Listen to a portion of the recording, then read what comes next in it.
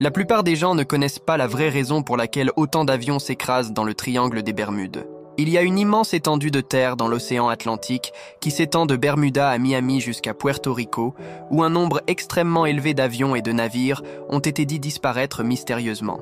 Beaucoup ont rapidement affirmé que les changements soudains de météo étaient à blâmer, mais les pilotes ayant volé dans cette région ont dit le contraire.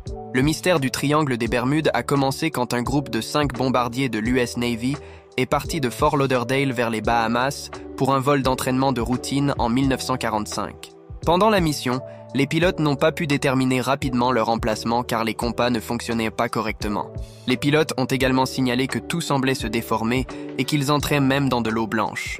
La marine a alors envoyé un avion de secours transportant du carburant, mais 10 minutes après le décollage, l'avion de secours a perdu communication avec la tour de contrôle.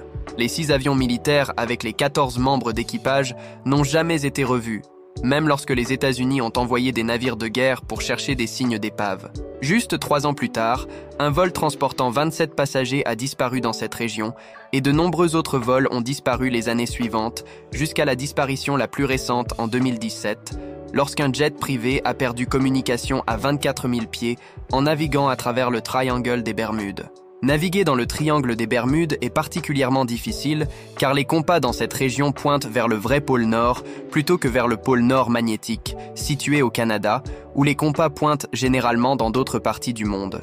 De plus, les scientifiques ont récemment découvert des nuages en forme d'hexagone unique au Triangle des Bermudes qui fournissent de puissantes rafales d'air atteignant souvent jusqu'à 170 miles par heure. Ces rafales d'air sont si puissantes qu'elles sont capables de couler des navires et de faire tomber des avions. D'autres théories du complot ont inclus l'activité extraterrestre se déroulant dans cette région, mais personne ne peut être certain de la raison pour laquelle cette région est si mystérieusement dangereuse.